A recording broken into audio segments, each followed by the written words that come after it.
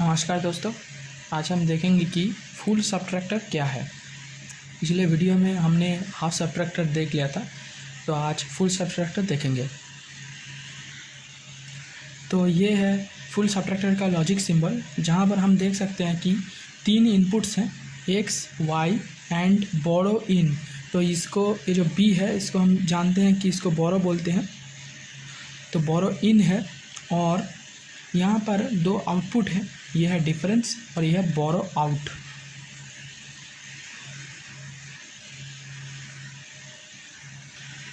तो full subtractor एक combinational circuit है जो सब्सट्रैक्शन करता है 3 बिट्स में। जहाँ पर 2 से अधिक होता है बिट्स, तो वहाँ पर हाफ सबट्रैक्टर काम नहीं कर सकता। तो इसीलिए हम फुल सबट्रैक्टर का यूज़ करेंगे।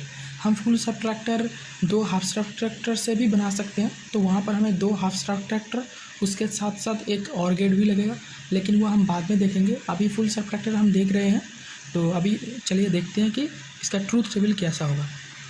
ये रहा फुल सबट्रैक्टर का ट्रूथ टेबल, जहाँ पर ये 3 इनपुट्स हमने लिख दिए हैं, एक्स, वाई और बोरो इन, और साथ साथ 2 आउटपुट्स है, डिफरेंस एंड बोरो आउट। तो ये 3 बिट्स है, तो इसीलिए यहाँ पर 8 आ चुके हैं। तो यहाँ पर 4 0 और 4 1, इसके साथ यहाँ पर 2 0 2 1 ऐसे सीक्वेंस में हो रहा है, और यहाँ पर 1 0 1 1 इस सीक्वेंस में 8 है टोटल। तो अभी देखते हैं कि जब इनपुट्स हम दे रहे हैं तो आउटपुट कैसा आ रहा है।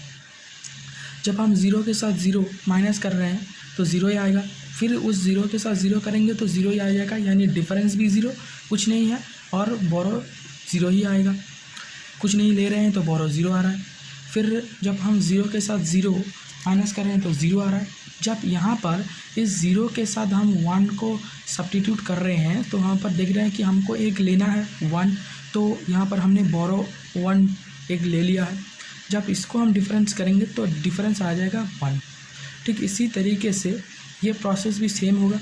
तो जहाँ पर आप देख सकते हैं कि जब 3 होगा, 3 1s होंगे, तो 1 के साथ 1 आप माइनस करेंगे तो 0 आ जाएगा। इस 0 के साथ जब 1 आप माइनस करने जाएंगे तो वहाँ पर आपको तो बोरो एक लेना ही होगा, इसीलिए बोरो 1 रख दिया गया है।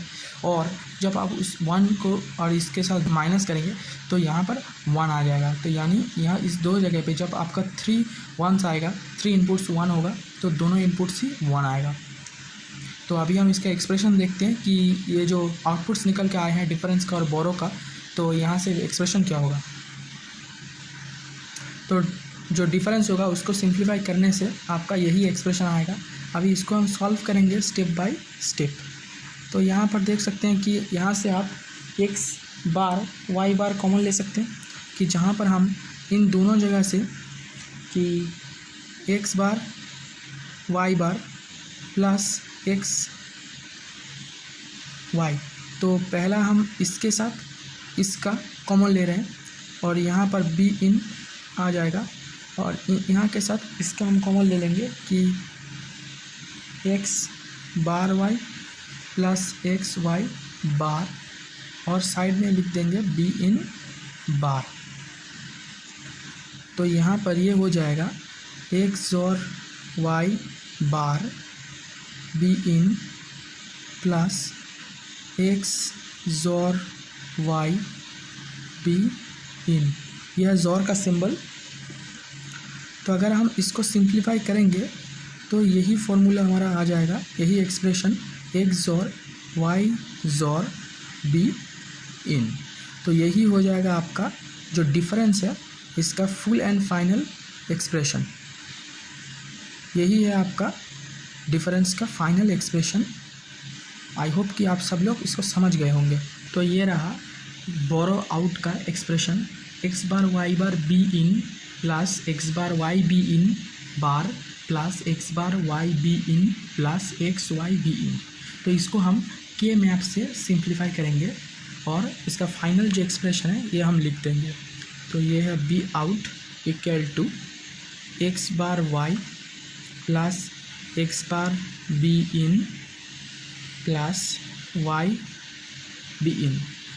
जो के मैप समझते हैं वो इजीली समझ जाएंगे कि ये कैसे आया, और जो नहीं समझते मैं एक डेडिकेटेड वीडियो बना के के मैप क्या है ये समझा दूंगा।